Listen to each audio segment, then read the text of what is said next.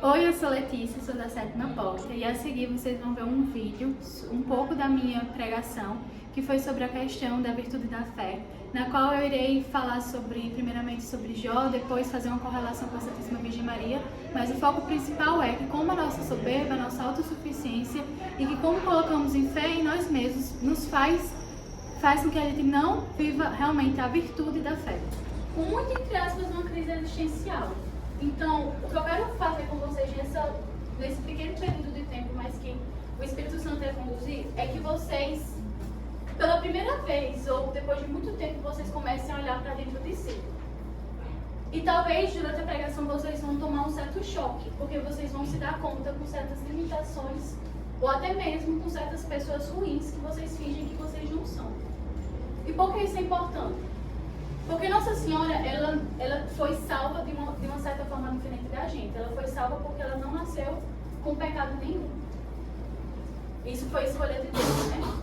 E aí, eu quero trazer com vocês justamente essa diferença de humanidade que existe entre nós e a Santíssima Virgem Maria. O que mais ajudou a Santíssima Virgem Maria a ter uma vivência na fé foi a falta de um egoísmo e de uma soberba que acontece muito hoje em dia. É muito comum hoje em dia, até mesmo certas pessoas baterem no peito e dizerem que têm virtudes. E eu já vou adiantando um pouco. Ser uma pessoa boa é diferente de ser uma pessoa virtuosa. Se fosse assim, todo mundo é santo. E ninguém, basicamente, poucas pessoas, elas conseguem essa santidade tão grande de não passar pelo purgatório. Primeiramente, antes de começar realmente aqui os pontos, que eu vou depois dizer, quem aqui já teve um contato com Abba? Certo? Quem nunca fez nenhum retiro, Abacamp? Jura, gente? Ai, que fofo! Glória a Deus, viu? Quem nunca teve nenhum contato com Abacamp, seminário, nada? Tá. Só para eu saber, quando eu recebi primeiro a pregação, o tema da pregação, eu achei que seria só para o pessoal do grupo.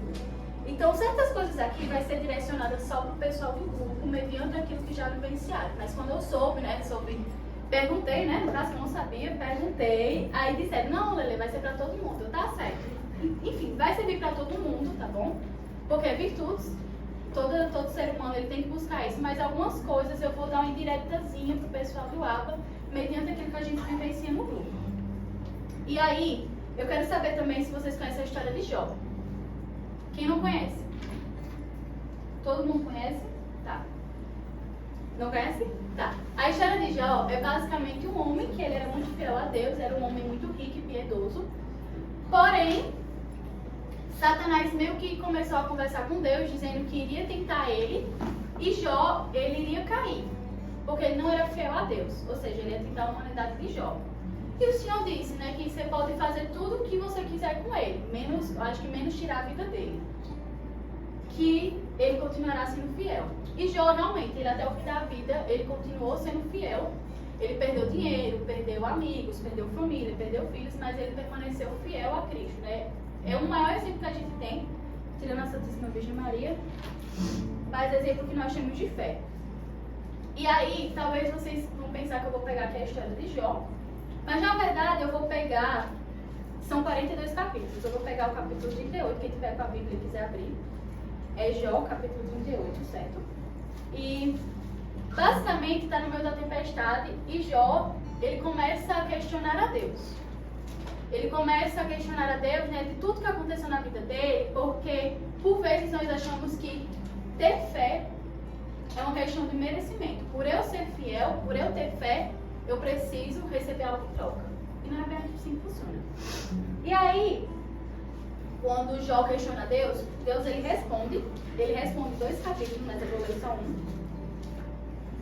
que basicamente é assim: discursos do Senhor, primeiro discurso de Deus. Então, do seio da tempestade, o Senhor deu a Jó esta resposta: quem é este que obscurece a providência? Um discurso sem sentidos. Cinge os teus fins como um valente. Vou interrogar-te e tu me responderás. Onde estavas quando lancei os fundamentos da terra? Fala, se tiveres informado disso. Quem lhe deu as medidas, já que o sabes? Ou quem sobre ela estendeu o cordel? Onde se assentam suas bases? Ou quem colocou nela a pedra angular? Sobre os alegres conceitos dos dos astros de amanhã e sobre as exclamações de todos os filhos de Deus. Quem fechou com portas o mar, quando brotou do seu materno, quando lhe deu as nuvens por vestimentos e o enfaixava com névoas tenebrosas. Eu lhe tracei limites e lhe pus portas e forrolhos, dizendo, chegarás até aqui e não irás mais longe. Aqui se deterá o orgulho de tuas ondas? Algum dia na vida destes ordem amanhã, ou indicastes a aurora o seu lugar, para que ela alcançasse as extremidades da terra e dela sacudisses os ímpios? A terra se molda como argila sobre o sinete e toma cor como um vestido. Aos ímpios, contudo, é recusada sua luz e se rompe o braço ameaçador. Acaso chegastes até as fontes do mar, ou passastes até o fundo do abismo? Apareceram-te, porventura, as portas da morte? Ou vistes a entrada da morada tenebrosa? Tens ideias da extinção da terra? Fale, se sabe tudo. Onde estáis o caminho para a morada da luz? Quanto às trevas, onde é o seu lugar?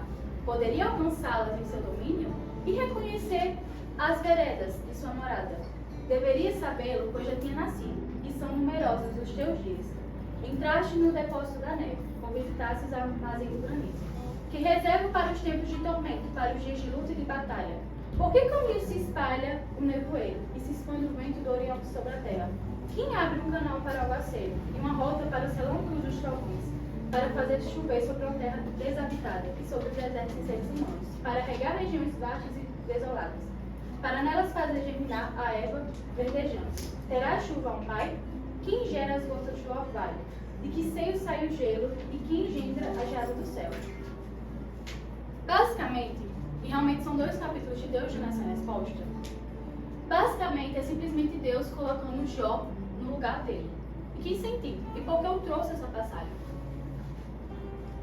Porque, por vezes, nós temos... Eu falo por mim que eu também ainda faço essas atitudes, né? Porque realmente está na nossa humanidade. Isso não quer dizer que isso é comodismo, mas a gente tem que enfrentá-la. De chegar para Deus e dizer, Senhor, tá aqui isso, isso e isso. Tá vendo como eu deve acontecer X coisa na minha vida? Tá vendo como eu preciso de Y coisa? Tá vendo como as coisas elas devem funcionar de tal maneira que eu estou pensando? E Deus simplesmente diz, você estava aqui quando as coisas foram criadas? Você estava aqui quando a luz se fez? Você estava aqui quando eu fui crucificado?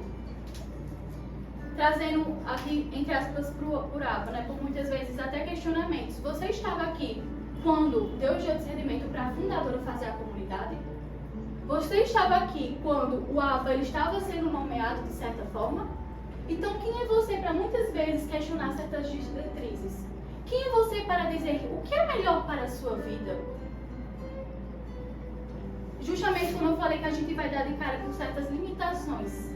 Nós vamos dar de cara com certo nada que nós somos. Isso é muito importante. E com a nossa mediocridade.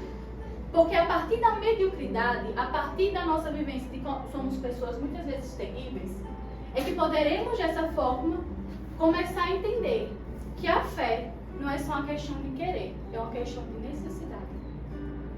Porque colocar fé em uma pessoa onde é finita, onde a pessoa em 30 segundos pode falecer, é muita ingenuidade. Venhamos e convenhamos. E aí, eu vou falar basicamente os pontos sobre a formação sobre as virtudes. Eu quero falar um pouco sobre o que é virtudes com você. Sobre Santo Agostinho, que fala sobre isso, a unidade da fé, a autossuficiência e, lógico, como isso aplica na minha vida como jovem. Não posso dar uma formação sem saber também dar umas ferramentas para praticá-las ao dia a dia. Lógico, com muita inocência, porque não sou a pessoa mais qualificada de tamanho conhecimento para tal. E aí eu trouxe as questões do catecismo. Basicamente, no catecismo, tem várias virtudes. Tem as virtudes cardeais e tem as virtudes teologais. Basicamente, as virtudes humanas, diz os catecismos, são atitudes firmes, disposições estáveis, perfeições habituais e inteligência da vontade. Para não ficar tão chato, basicamente, as virtudes humanas são aquilo que nos guia. É aquilo que, mediante a nossa vontade e o nosso intelecto, vai fazer com que nós tenhamos hábitos, entre aspas, bons, bem simplificando aqui. Vai fazer com que a gente tenha medida certa. Uma pessoa, por exemplo, uma pessoa prudente, é uma pessoa que ela não vai ter uma prudência covarde. Ah, Letícia, o que é prudência covarde? Muitas pessoas acham que certas pessoas tomam certas atitudes porque elas são prudentes, mas elas são simplesmente pessoas covardes. Ai, porque eu não vou falar isso com fulano, porque senão fulano vai se estressar comigo. Mediante da situação, às vezes você é simplesmente uma pessoa covarde que não vai ter coragem de conversar realmente uma conversa sincera com fulano. Talvez porque ele fala verdades na sua cara que você não gostaria de ouvir. Então é uma prudência covarde. E basicamente existem as virtudes teologais. As virtudes teologais, diferente das virtudes humanas, que elas têm que ser conquistadas. Ou seja, eu preciso ter hábitos bons, eu preciso ter uma certa formação, eu preciso... Gente, não tem como você... Eu, de repente, eu sou uma pessoa muito prudente, sem antes você estudar o básico, sem antes você sofrer com isso. E uma pessoa ela pode muito bem adquirir uma virtude e depois não ter mais essa virtude metendo até a Bíblia. Isso é super normal, infelizmente. Mas as virtudes teologais, elas são dons de Deus. É uma graça que Deus dá. As virtudes teologais são a caridade, que já foi mencionada, a fé e a esperança. E aí, basicamente, a virtude da fé, a origem divina, elas não são conquistadas, mas sim infundidas, colocadas por Deus na alma da pessoa. Ele tem Deus como seu objeto principal, é através dela que o ser humano consegue se relacionar diretamente com o Pai, o Filho e o Espírito Santo. Elas animam, entre aspas, o agir cristão. Sem a fé, a esperança e a caridade, as outras virtudes perdem a sua motivação sobrenatural. Ou seja, se você coloca fé, por exemplo, eu coloco toda a minha fé em mim mesma, você não possui a virtude. Porque a virtude da fé, primeiramente, é teologal, ou seja, ela é um dom de Deus. E Deus ele não vai dar uma fé em você mesmo, sendo que, primeiramente, porque você colocaria fé em você mesmo? Venhamos e convenhamos. Bora ter um encontro realmente com a nossa humanidade. Porque eu, Letícia Pâmela, eu vou colocar certa fé em mim mesma. E veja bem, eu estou falando questão de fé, não questão de tudo. É diferente de uma certa confiança, é diferente de uma insegurança. São coisas completamente diferentes. Não tentam, de certa forma, deixar a mente de vocês dar aquele gatilho. Poxa, ela está confirmando aquilo que eu sempre pensei sobre mim. Não é bem assim que as coisas funcionam. E no Catecismo diz que a fé é uma virtude teologal, pelo qual cremos em Deus e em tudo que Ele nos disse e revelou à Santa Igreja, propõe para que acreditamos. E aí o que fala Santo Agostinho? Ele fala que Agostinho reconhece que uma das virtudes a serem trabalhadas entre os homens é a capacidade de ordenação dos seus afetos.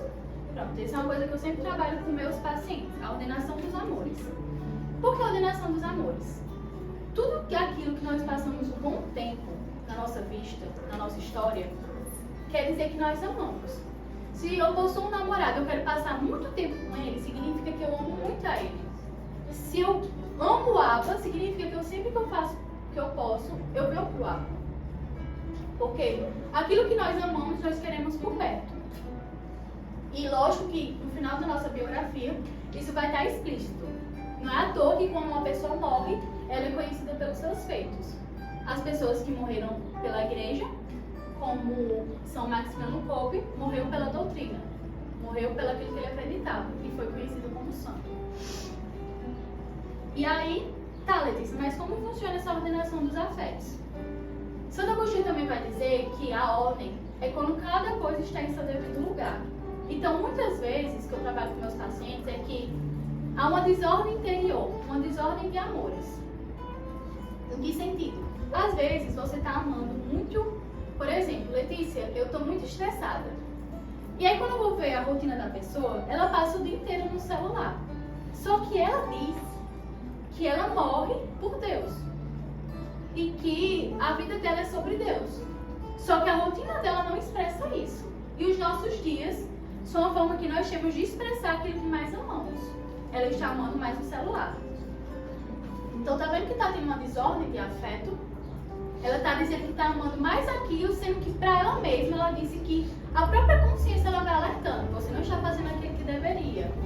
É por isso que muitas vezes, quando nós estamos servindo a uma certa comunidade, não conseguimos, de certa forma, faltamos por preguiça, faltamos por falta de dizer certas coisas, a nossa consciência avisa. Você não está sendo fiel àquilo que você prometeu a Jesus Eucaristia ser fiel. E o que acontece muito hoje em dia? As pessoas ignoram.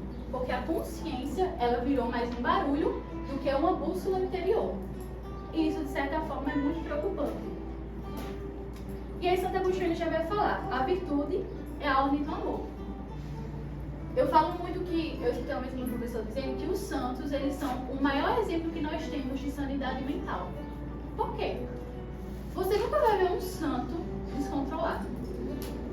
O santo, ele morreu por aquilo que acreditava. E ele não só morreu por aquilo que acreditava, ele morreu sereno, porque ele sabia o que precisava ser feito. Eu nunca imagino Santa Teresinha, apesar dela ter passado, né, por uma depressão, de certa forma, mas você nunca vê Santa Teresinha demonstrando uma certa ansiedade. Você nunca vê Santa Teresinha, ela preocupada se ela está cumprindo aquilo que precisa cumprir, porque ela cumpriu aquilo que precisava cumprir. É umas pessoas que elas podem ver, elas conseguiram as virtudes. E as virtudes, elas são contrárias dos vícios. Então, por exemplo, a questão de uma pessoa prudente. Qual é o contrário da prudência? É a imprudência. É uma pessoa geralmente sem paciência, é uma pessoa ansiosa, é uma pessoa que, não porque precisa se resolver agora, as coisas também precisam de tempo. Nem tudo é pra ser agora. É uma pessoa que, tipo assim, Letícia, eu tenho que dar conta de tudo, por exemplo. Não, você tem que dar conta daquilo que é prioridade pra você e daquilo que a vida lhe pede. Quem dá conta de tudo é Deus e você não é Deus. E isso é uma das coisas também que mais tem na questão da soberba. Por quê? Eu também converso muito isso com os amigos meus, que é a questão de quê? O celular hoje em dia, ele faz a gente ter o entendimento que nós somos deuses. Por quê? Se eu estou com fome, eu peço um iFood, eu peço um iFood. Se eu quero escutar uma música, eu pego, eu coloco. Se eu quero conversar com a pessoa do outro lado do mundo, eu falo. Se eu quero ver uma notícia, eu vejo. Tipo, tudo está na palma da mão. Se eu estou com frio, ligo o ar, por exemplo. E assim por diante. Então, tudo na nossa rotina dá para entender que tudo que nós queremos, conseguimos com o estado de Deus. E aí, quando nós deparamos com certas situações que, peraí, eu não sou essa deusa, a mente explode. Porque tudo na minha vida está dizendo que eu consigo o que eu quero. E quando eu me dou, de certa forma, com uma limitação minha, que eu não tenho o que eu quero, eu descubro a minha humanidade. E é muito engraçado, porque a sociedade hoje em dia prepara a gente para ser um deus, uma deusa, mas nunca para ser humano. Não é à toa que tantas pessoas hoje, principalmente mulheres, têm a questão do perfeccionismo. Eu preciso ser perfeita, eu preciso performar, eu preciso dar certo na vida, porque senão isso vai acontecer. Eu preciso de uma certa validação exterior.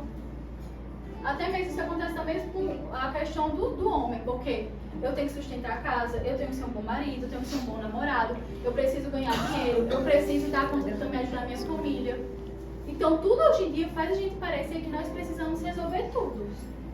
E faz a gente esquecer de quê? Que nós não somos o centro da nossa vida. E aí Santo Agostinho ele vai falar sobre a questão, vamos falar sobre isso, que basicamente é o seguinte. Existe a inteligência, a razão, e existe a vontade. E aí funciona da seguinte maneira. Eu acho que também é a frase de Santo Agostinho. Eu só amo aquilo que eu conheço. Então, se eu chego e, por exemplo, eu vou para a Santa Missa, mas eu não sei o que é a Santa Missa. Eu não sei como funciona, eu não sei qual que é a importância, eu só sei que no mandamento diz que eu não posso faltar a missa. Me diga por que eu teria que ter vontade de ir para a missa. Me diga por que eu teria um peso na consciência de faltar a Santa Missa. Não tem, porque você não conhece. E a inteligência, ela meio que educa a vontade. Exemplo.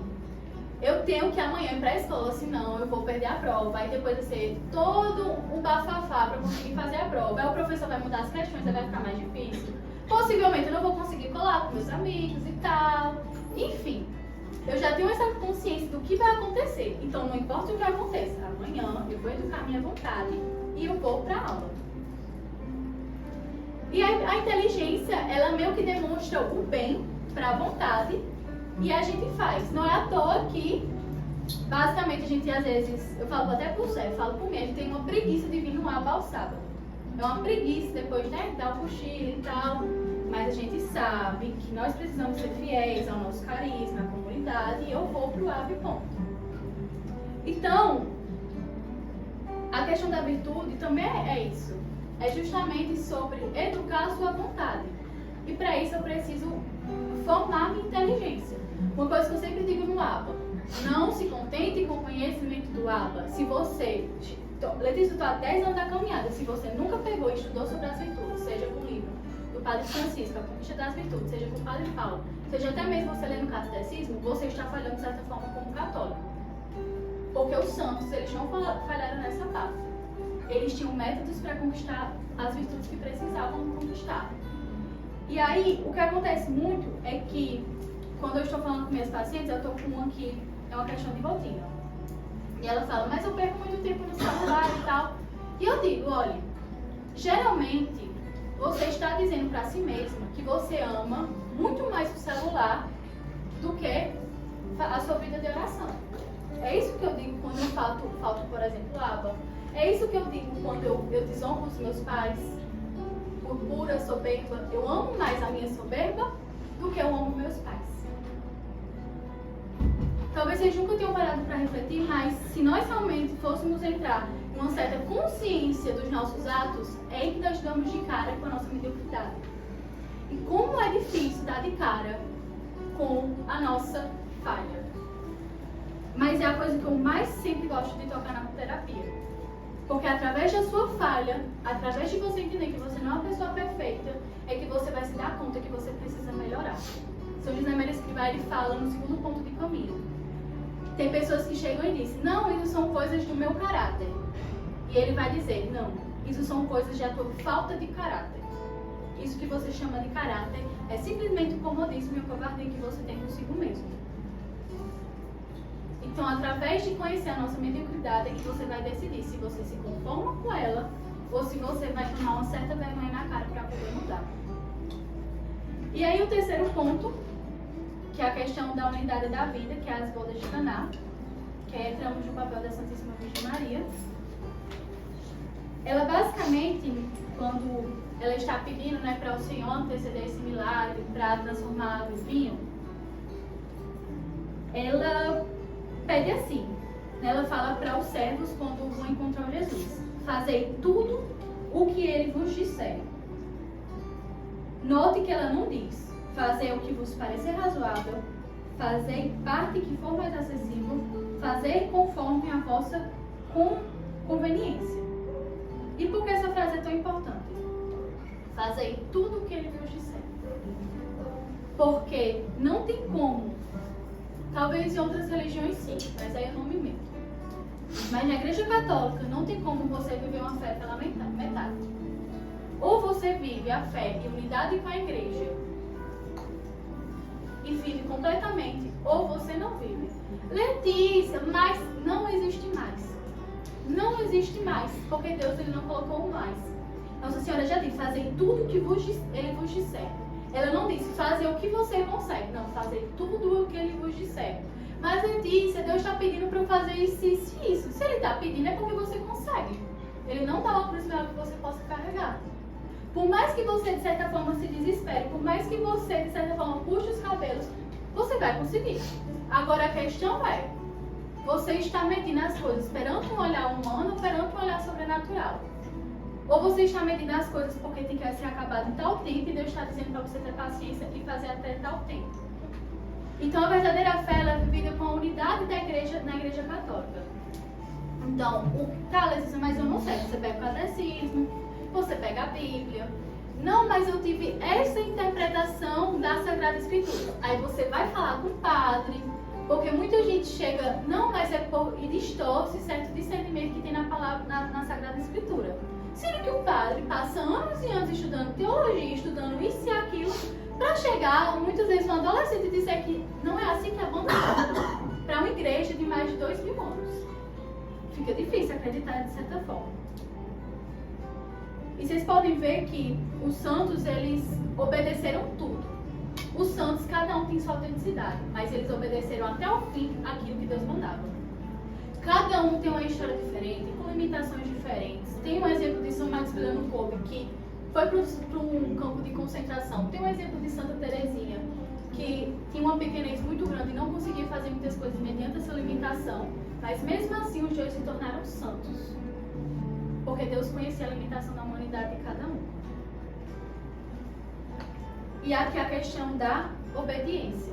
Né? Nossa Senhora dá um maior exemplo de fé, é a questão da obediência. Quando São Gabriel chegou para ela, em nenhum momento ela pegou e disse: não, não quero, não é assim que funciona, não sou capaz. Nossa Senhora, ela não vestiu, de certa forma, um papel de vítima, muitas vezes. Nossa Senhora, o coração dela foi transpassado.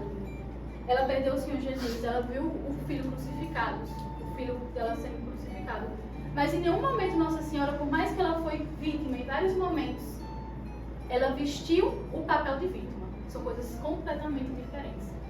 Em nenhum momento Nossa Senhora ela chorou, ficou triste, consolou Jesus, mas em nenhum momento ela murmurou. Em nenhum momento ela se revoltou contra a realidade. Em nenhum momento ela disse: coitado de mim, coitada de mim. Não, ela estava muito mais preocupada com seu filho do que com ela mesma.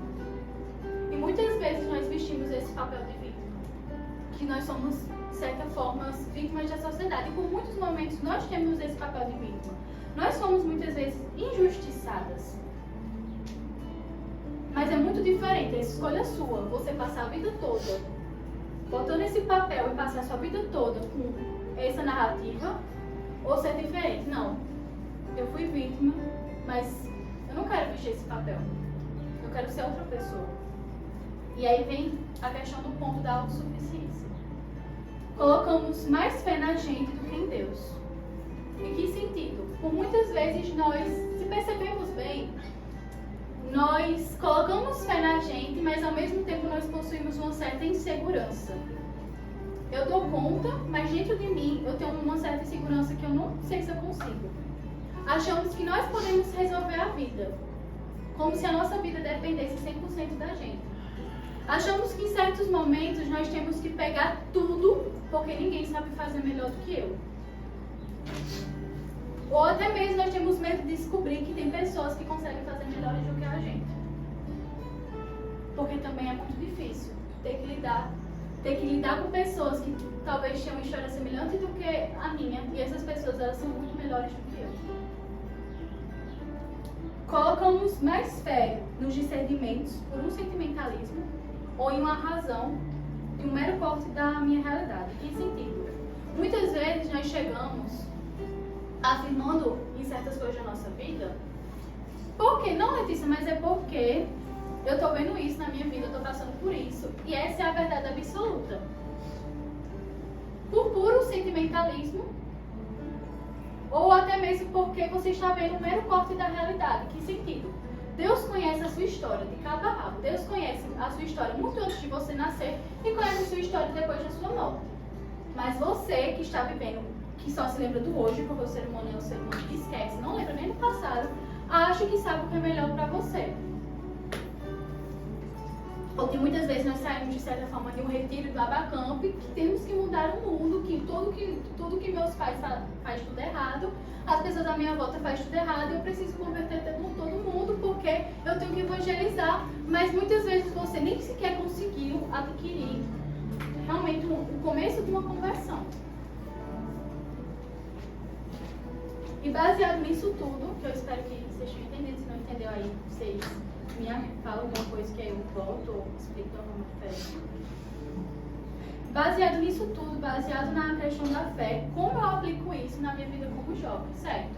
Aí significa que tudo que acontecer na minha vida eu tenho que, beleza, Deus está comigo pronto? Também não é assim que funciona. Como eu falei com vocês, entender as suas limitações e a sua mediocridade. Eu preciso entender que eu só consigo ir até esse quadrado. E que a partir desse quadrado é que eu consigo fazer minhas coisas. Mas tem coisas que elas vão muito além de mim.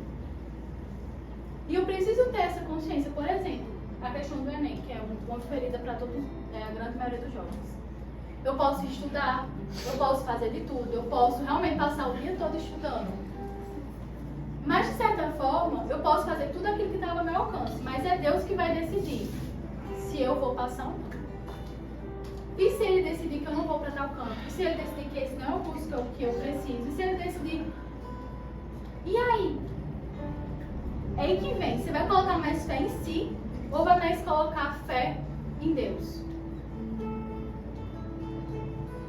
Aprender a divinizar o seu sofrimento com a fé. Em que sentido?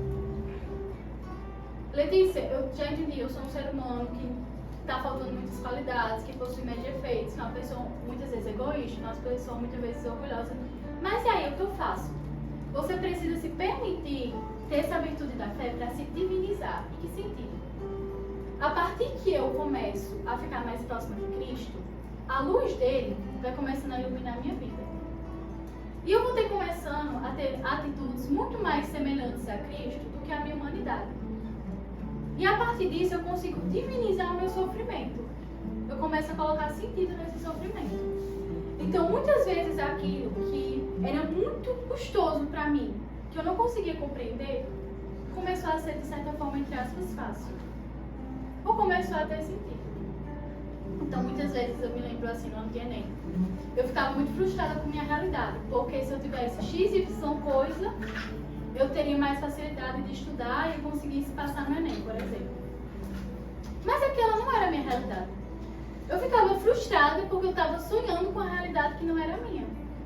E aí, quando eu tinha que fazer, por exemplo, coisas de casa que era minha obrigação, eu ficava frustrada. E aí vem justamente a questão de divinizar. Muitas vezes, as pessoas confundem vocação com sinônimo de profissão. A vocação, ela vem do latim vocatio, que significa chamado. Então, se hoje eu estou aqui, hoje é sábado, eu amanheço o dia e tenho uma pilha de louça para lavar, parabéns, essa é a sua vocação do seu dia, lavar a louça. Se hoje eu vejo que vai ter um grupo aberto do ABA e eu estou querendo começar a ter intimidade com grupos, parabéns, está aí o seu chamado, você precisa ir no grupo de oração ABA. É preciso começar a compreender a sua realidade e os chamados da sua realidade. É preciso compreender o sofrimento da sua realidade hoje para conseguir divinizar esse sofrimento. Começar a ter uma conversa com Deus. Deus não resolve problemas que não existem. Não, Jesus, é porque eu estou sofrendo, por exemplo, eu estou sofrendo porque quando eu vou fazer o TCC, sendo que você ainda está no ensino médio. Deus não vai resolver esse problema, é um problema que ele não existe, por exemplo. Não tem como ele resolver coisas que não existem. E o terceiro ponto que eu trouxe é: a fé não é um conto de fadas. Não é porque nada é impossível para Deus que todas as suas vontades precisam ser atendidas. Letícia, mas não custava nada Deus fazer isso por mim. Quem disse? Talvez custasse a sua salvação. Eu lembro de uma vez quando minha mãe chegou para mim e disse: não, Letícia, mas peça isso a Deus porque você não merece passar por isso. Eu olhei para ele e disse: quem disse que eu não mereço passar por isso? Quem disse que eu não mereço passar por isso? Quem sou eu para questionar Deus e dizer: Deus, esse sofrimento é muito grande para mim, eu não mereço isso. Você, eu, por exemplo, que vivo crucificando Deus todo dia por meus pecados, eu que muitas vezes tenho atitudes egoístas, soberbas, que muitas vezes não tenho fé, que muitas vezes não tenho paciência, que muitas vezes possuo um pecado da ira, eu não mereço isso. Eu mereço isso muitas vezes em coisa bem pior. Então, ter questão de que eu mereço isso mediante a minha humanidade, mediante a minha mediocridade, começa a colocar uma certa instalação na realidade. Então, não é porque Deus ele pode fazer isso que sua vontade precisa ser atendida. A sua vontade, por exemplo, que muitas vezes eu compreendo isso porque eu já fui adolescente, às vezes podia ser de novo. Mas, enfim, que na adolescência a gente tem certas situações que aquilo parece ser o fim da vida. E talvez na sua situação realmente pareça. Aí Deus vai atender um pedido seu, que parece ser o fim da vida, e Deus está vendo que não vai ser. Que talvez se você se envolver com isso, vai ser pior para a sua salvação e para a sua história de vida. De vez em quando nas redes sociais eu vejo: obrigada a Deus por não ter atendido o meu pedido de 16, 18, 20 anos de idade. Era um pedido horrível. Obrigada por isso. E eu acho que o maior assim que define a fé para mim é a questão da confiança. Ter fé, para mim, é sinônimo de confiança e abandonar. A Terezinha fala muito sobre isso. Se abandone como um pássaro, se abandone como um barquinho. Porque confiar, ele tira um peso.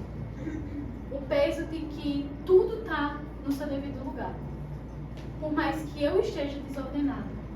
Mas a minha vida, aquilo que eu não tenho controle, está exatamente como deve estar. eu não passar na faculdade que eu queria, passar no estágio que eu queria, estar exatamente como deveria estar. Eu posso estar um carro, mas as coisas da vida estão muito bem ordenadas. Nós muitas vezes não damos conta nem de nós mesmos e ainda queremos ter mais peso para dar conta da nossa vida inteira. Há gente que se desespera muitas vezes por isso daqui no final do dia, mas nós realmente batemos o pé e dizemos que nós queremos controlar a nossa vida inteira. E aí eu quero trazer para vocês uma questão de como isso aplica na minha vocação. Não sei se algum de vocês estão em discernimento vocacional, sacerdote, vida religiosa, matrimônio. Passei por isso também, eu lembro que eu estava passando por isso em 2020. Foi no retiro de aprofundamento que eu estava em dúvida. Se eu começava meu discernimento para ir para o resto ou se eu ficava no matrimônio. Eu tinha medo dos dois. E que foi? Ei, se liga. Nadinha, amiga. Quer que eu vá embora, mulher? Não, mulher, calma. Todas as situações. Oh, Jesus. Mas enfim, aí eu estava em dúvida, né, se eu realmente segui o discernimento ou não. E aí, Letícia, o que você fez? Eu rezei, eu estudei, eu me aprofundei. E Deus foi falando comigo e foi acalmando meu coração.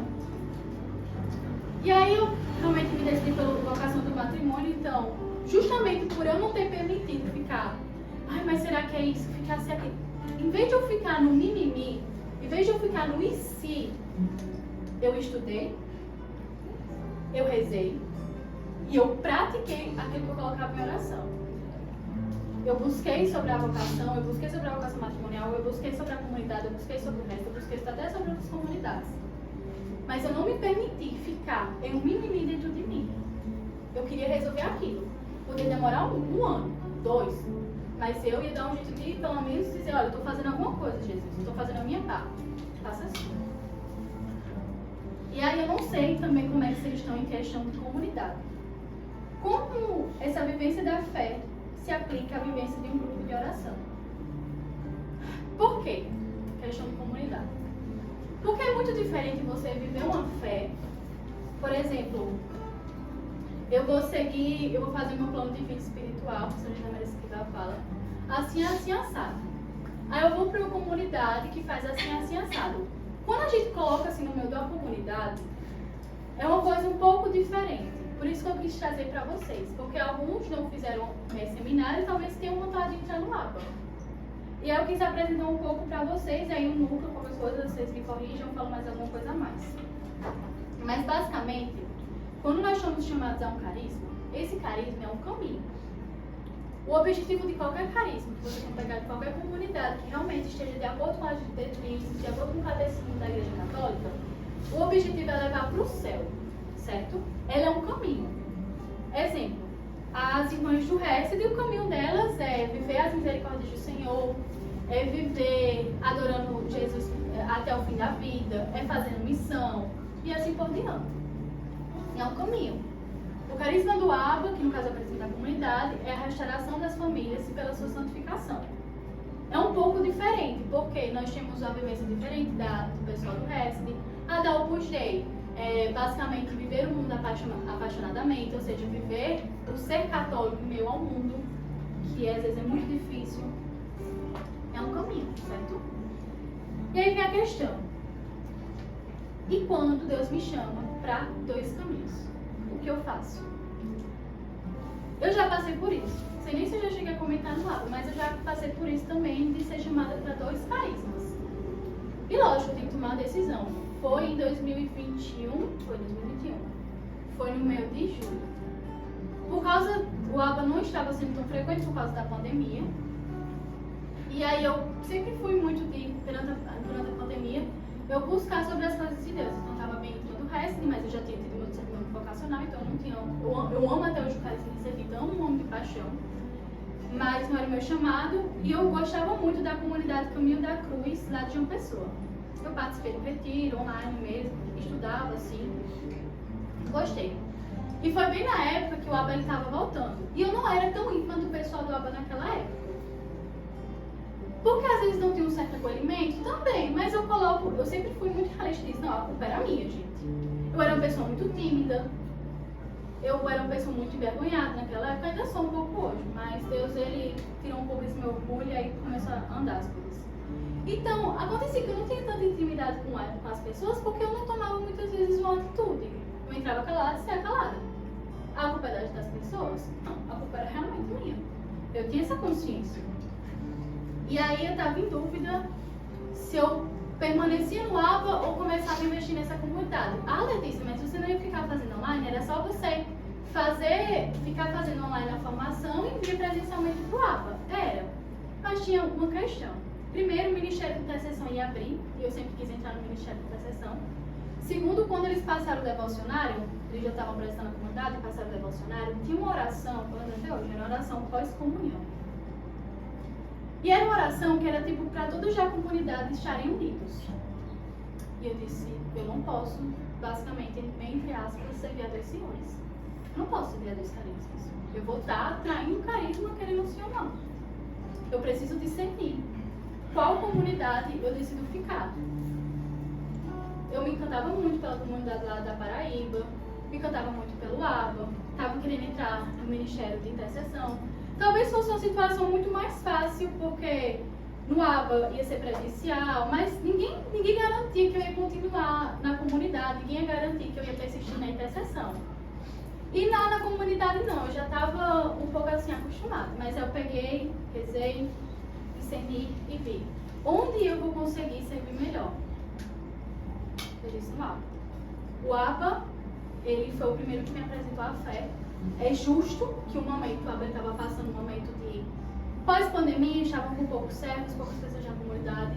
É justo que eu fui apresentada. É justo que eu dedique meu tempo para que essa obra continue apresentando outros jovens. Peguei, saí dos grupos, disse que não ia continuar no discernimento da comunidade. E peguei e vim para o ABA e hoje permaneço até hoje com a graça de Deus, né? Permanecendo aqui, o Ministério da Música já vai se preparando para as pessoas que querem entrar no ABA. Para as pessoas que sentem-se chamadas para esse carisma, para o carisma da comunidade. Eu de coração, de peito aberto. Se vocês querem, eu peço encarecidamente que vocês não somente vistam a camisa, mas, se possível, doem a sua vida, ou até mesmo como eu falei para alguns servos, morram por essa comunidade. Não morrer no sentido muitas vezes físicos, mas morrer muitas vezes do seu tempo, muitas vezes do tempo em família, certo, com a devida prudência, lógico, mas se doa. Porque se um dia eu entrei nessa comunidade e o ABA, de certa forma, ele caiu em questão espiritual, eu tenho culpa nisso. Porque a minha história de vida impactava o ABA naquele tempo. Se o ABA de vida ele cresceu um pouco espiritualmente, foi porque um dia eu decidi, pelo menos eu decidi, e disse, eu vou hoje me sacrificar um pouco pelo meu grupo de oração. Vivencie esse carisma de uma forma completa, a comunidade de uma forma completa. Não sejam muitas vezes ingratos. Tem pessoas que foram embora dessa capela porque tinham chamado de outra comunidade. Eu acho super justo. Acho justo sim. Maior do que ficar no grupo de oração é a sua santidade. Mas eu vi muita gente sair por essa capela com ingratidão muito grande no peito.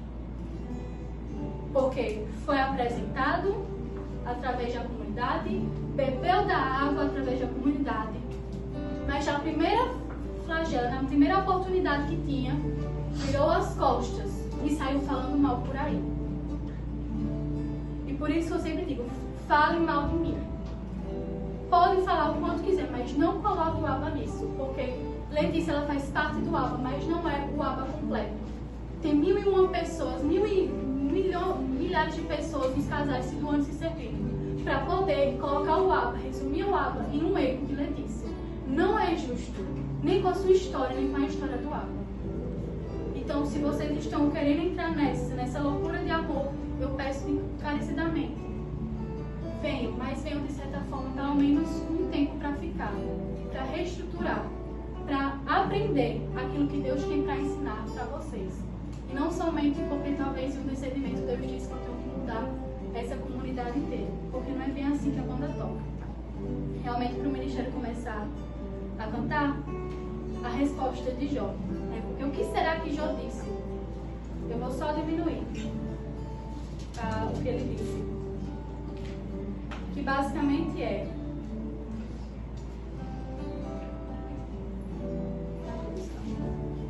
Jó respondeu ao Senhor neste texto: sei que podes tudo e que nada te é impossível. O ministério vai cantar e eu quero que vocês fiquem com isso. Sei que o Senhor pode tudo e que nada é impossível. Mas justamente pela virtude da prudência, eu vou saber, Senhor. E pela virtude da abandono da divina providência, assim como Nossa Senhora fez, eu vou saber confiar aquilo que tudo o Senhor pode e a tudo que é devido me dar.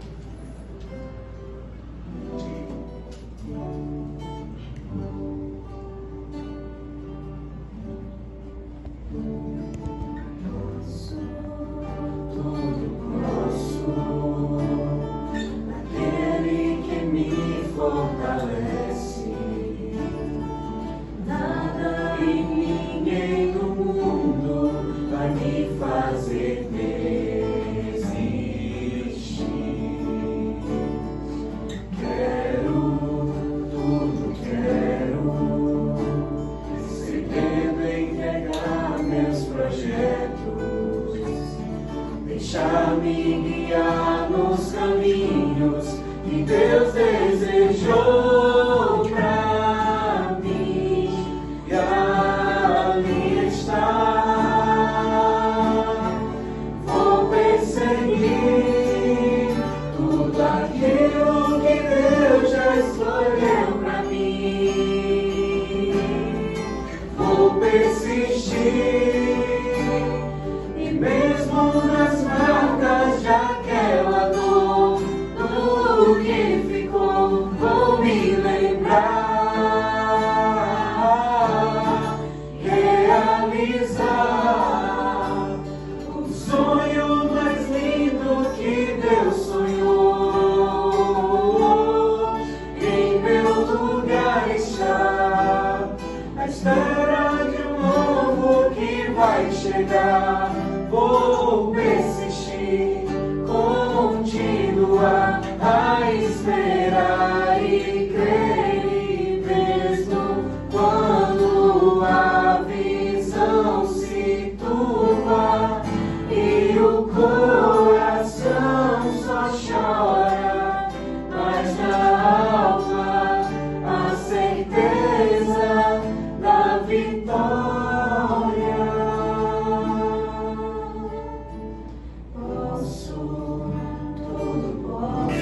Muito obrigada por ter ficado até o final e assistido o vídeo. Se inscreva no nosso canal para acompanhar mais conteúdos como esse. Deus abençoe.